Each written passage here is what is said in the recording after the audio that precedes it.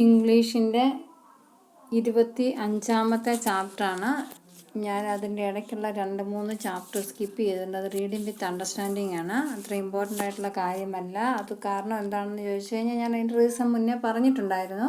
കാരണം നിങ്ങൾ സ്വയം ആ പാരഗ്രാഫ് വായിച്ച് അതിൽ നിന്ന് ആൻസർ ചെയ്യുക എന്നുള്ളതാണ് റീഡിങ് വിത്ത് അണ്ടർസ്റ്റാൻഡിങ് എന്നുള്ള ചാപ്റ്റേഴ്സിൻ്റെ ഇമ്പോർട്ടൻസ് എന്ന് പറയുന്നത്. ഇതൊരു സ്റ്റോറിയാണ്. ഈ ചാപ്റ്ററും ഇമ്പോർട്ടൻ്റ് ആണ്. സ്വയം പഠിക്കുക.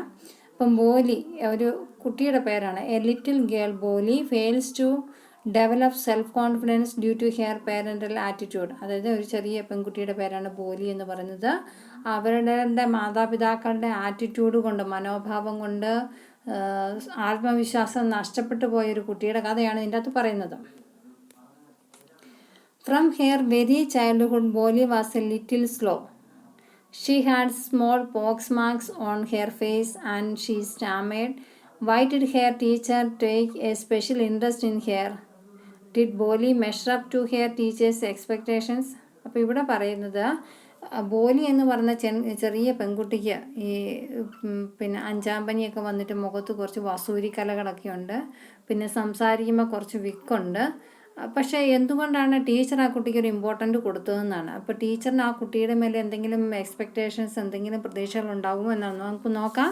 Hair name was Sulekha, but since her childhood everyone had been calling her Boli. അപ്പോൾ ആ ചെറിയ പെൺകുട്ടിയുടെ ശരിക്കുള്ള പേര് സുലേഖ എന്നാണ്. പക്ഷേ വളരെ ചെറിയ കാലഘട്ടം തൊട്ടേ, അല്ലെങ്കിൽ കുഞ്ഞായിരിക്കുമ്പോൾ തൊട്ടേ ആ കുട്ടിയെ എല്ലാവരും ബോലി എന്നാണ് വിളിച്ചുകൊണ്ടിരിക്കുന്നത്.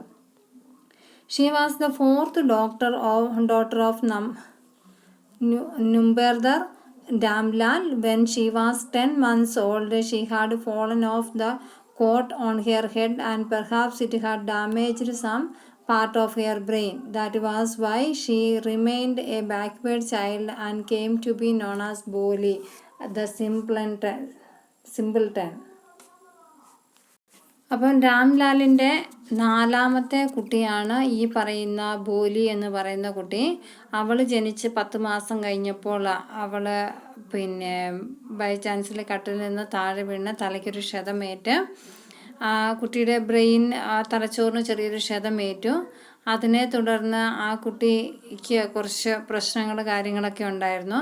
അപ്പം ബോലി എന്ന് വിളിക്കുന്ന, ബോലി എന്ന് ഹിന്ദി വേർഡിൽ ബോലി എന്ന് പറഞ്ഞു കഴിഞ്ഞാൽ പിന്നെ a person who is foolish or not very intelligent, അതായത് ബുദ്ധി പൊട്ടി എന്ന് വിളിക്കുമ്പോൾ ആ പിന്നെ പൊട്ടിയായിട്ടല്ല, എന്നാൽ വലിയ ഇൻ്റലിജൻറ്റുമില്ല, അതായത് ഒരു ആവറേജ് ലുക്കിങ്, അതാണ് ഉദ്ദേശിക്കുന്നത്. വലിയ ബുദ്ധിയില്ല, കുറച്ച് കാര്യമായിട്ടുള്ള, എന്നാൽ വലിയ ബുദ്ധി കൂടുതലും ഇല്ലാത്തൊരു ലെവലിൽ വിട്ടിരിക്കുന്നത്.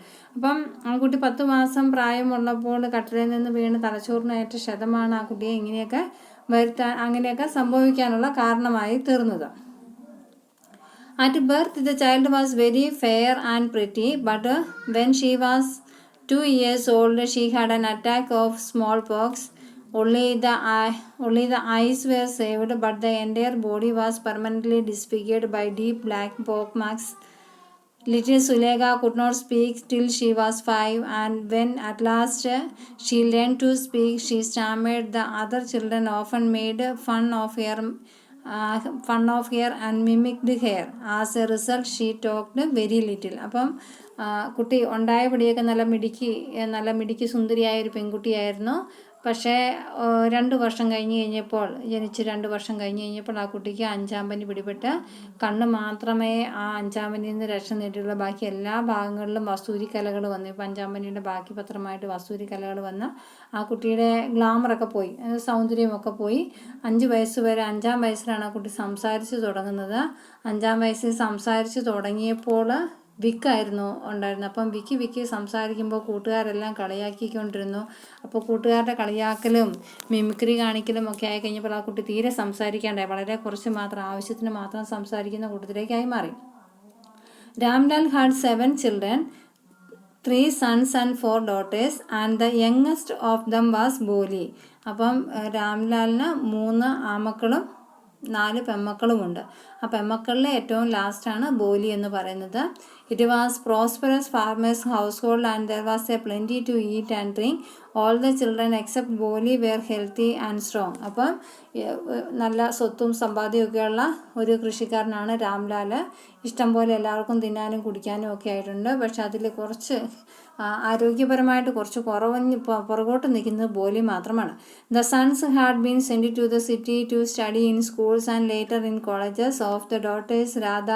The eldest had already been married. The second daughters Mangala's marriage had also been settled, and when that was done, Ramlal would think of the third, Chamba.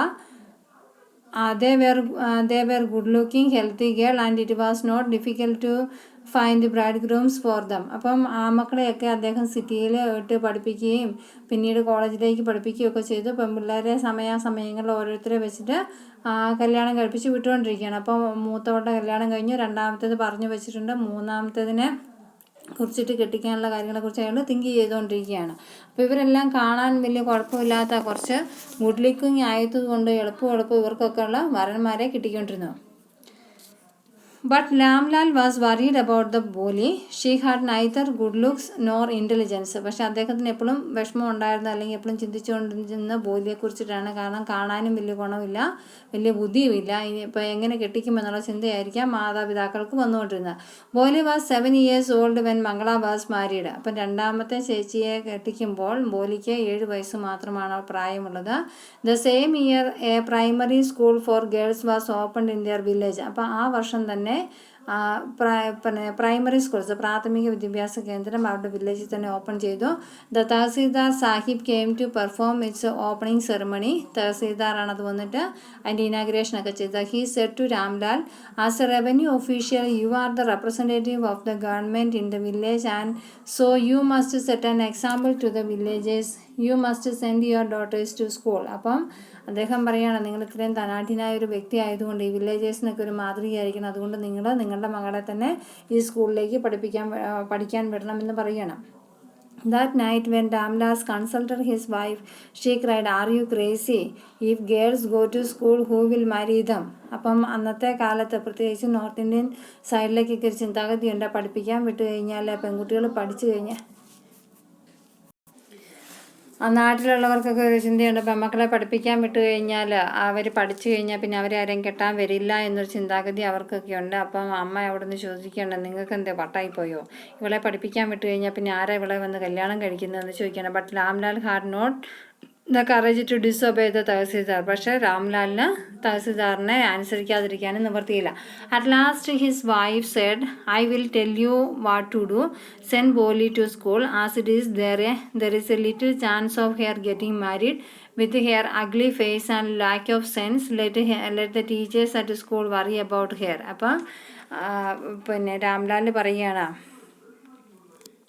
തഹസീൽദാറിനെ അനുസരിക്കാനും പറ്റത്തില്ല. അവസാനം വൈഫ് പറഞ്ഞു, ഒരു കാര്യം ചെയ്യുക, നിങ്ങൾ എന്തായാലും ബോലിനെ സ്കൂളിലേക്ക് വിടുക.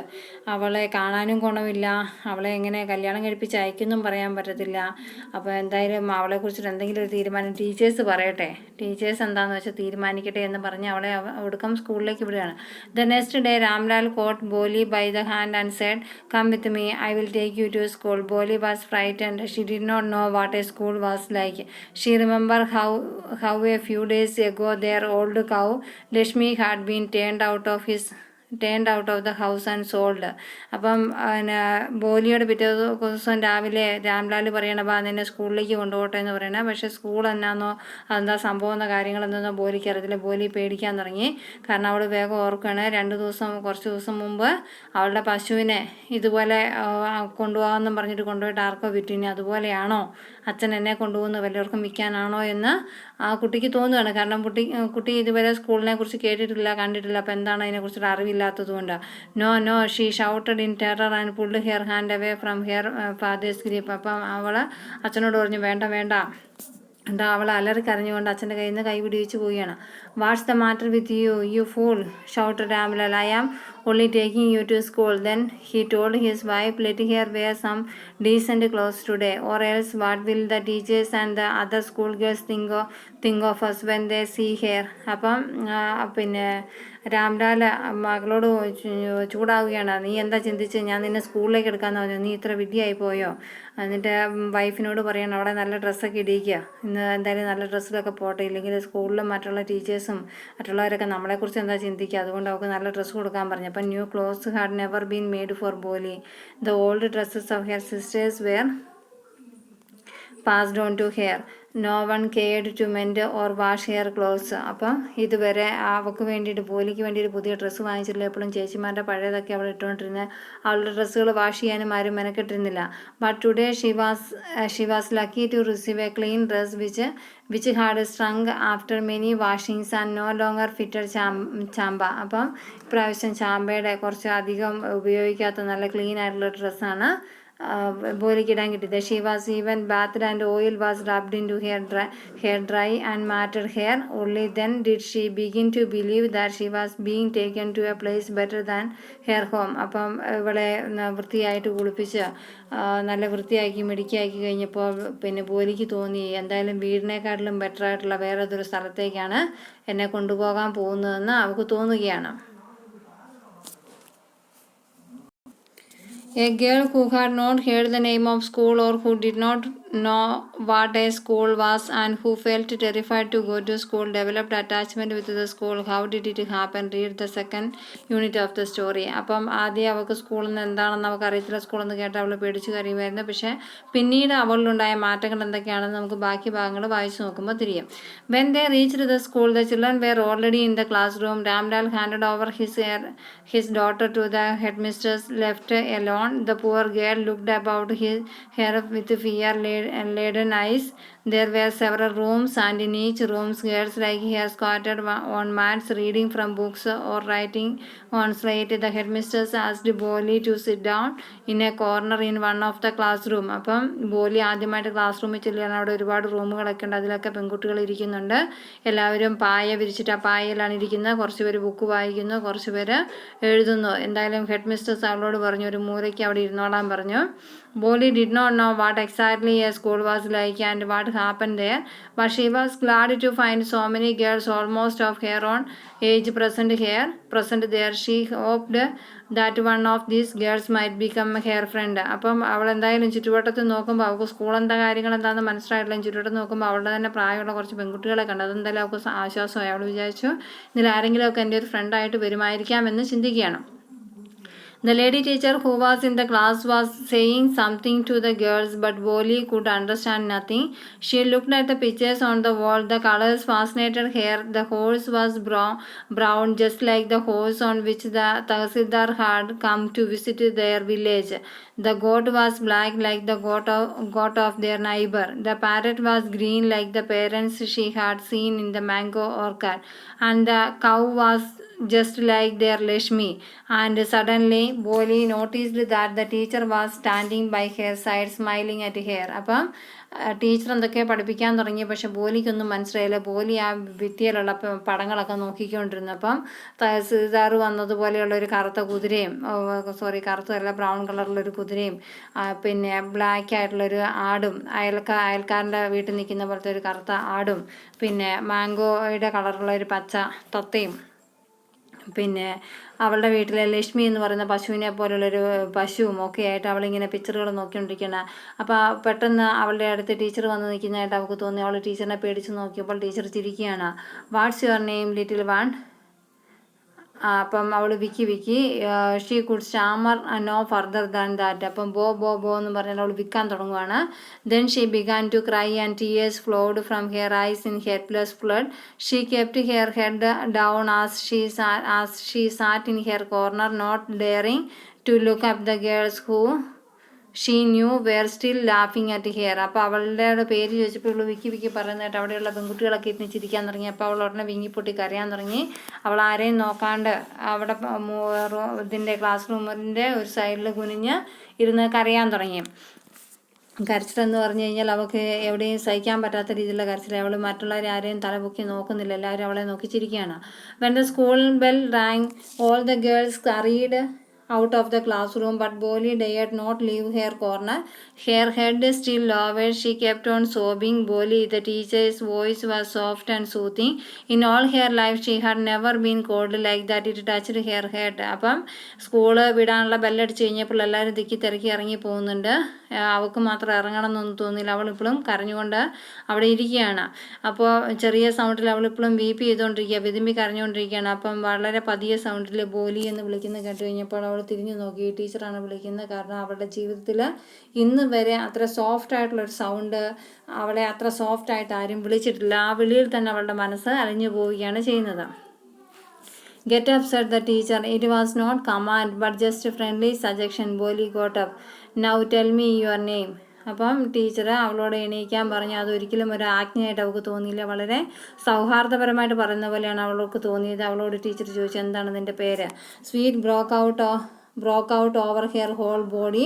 Would her stammering tongue again disgrace her? For the sake of this kind of woman, however, she decided to make an effort. She had such a soothing voice, she would not laugh at her. Bo, she began to stammer. Well done. The teacher encouraged her. Come on now, the full name.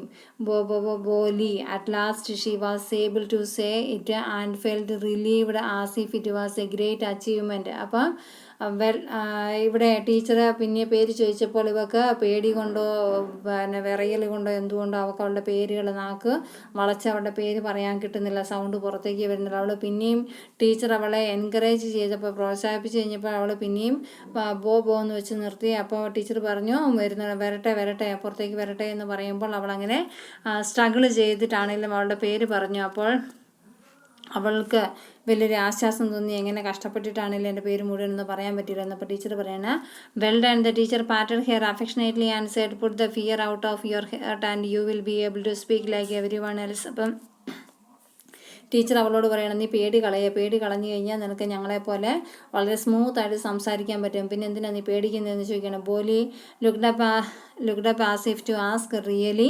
Yes, it will be very easy. You just come to school every day. Will you come in? Bolly nodded. No, say it aloud. Yes. And Bolly herself astonished that she had been able to say, didn't I tell you? Now take this book. അപ്പം teacher പറയുകയാണ്, നിനക്ക് പേടിയില്ലാത്ത സംസാരിക്കുവാണെങ്കിൽ എല്ലാവരെ പോലെയും സംസാരിക്കാൻ പറ്റും. അപ്പം അത് ബോലിക്ക് വിശ്വാസം യോഗ്യമല്ലാത്ത രീതിയിൽ ബോലി ഇങ്ങനെ സംശയത്തോടെ ടീച്ചറിൻ്റെ മുഖത്തോട്ട് നോക്കി. ടീച്ചർ പറഞ്ഞു, നിന്നെ കൊണ്ട് സാധിക്കും, നീ നാളെ തൊട്ട് എല്ലാ ദിവസവും സ്കൂളിൽ വരില്ലേ എന്ന് ചോദിച്ചപ്പോൾ അവൾ തലയാട്ടിയപ്പോൾ ടീച്ചർ പറഞ്ഞു യെസ് എന്ന് ഉത്തരം പറയാൻ പറഞ്ഞു. അവൾ കഷ്ടപ്പെട്ടിട്ടാണെങ്കിലും യെസ് എന്ന് ഉത്തരം പറഞ്ഞു. അവസാനം ടീച്ചർ പറയുന്ന ഈ ബുക്കുകൾ എടുക്കാൻ പറഞ്ഞു. The book was full of nice pictures, and the pictures were in color: dog, cat, goat, horse, parrot, tiger and cow, just like the Lakshmi, and with every picture was weighed in big black letters. അപ്പം teacher കുറച്ച് books അവളുടെ കയ്യിലേക്ക് കൊടുത്തു. അതിൻ്റെ എല്ലാ മൃഗങ്ങളുടെയും തന്നെ അവൾക്ക് പരിചയമുള്ള എല്ലാ മൃഗങ്ങളുടെയും പേരുകളും അതിൻ്റെ പിക്ചേഴ്സും അതിൻ്റെ അകത്തുണ്ടായിരുന്നു. In 1 month you will be able to read this book, then I will give you a bigger book, then a still bigger one. In time you will be more learned than anyone else in the village. Then no one will ever be able to laugh at you. People will listen to you with respect, and you will be able to speak without the slightest stammer. Understand? Now go home and come back early tomorrow morning. Bolly felt as if suddenly all the bells in the village temple were ringing, and the trees in front of the school's house had blossomed into big red flowers.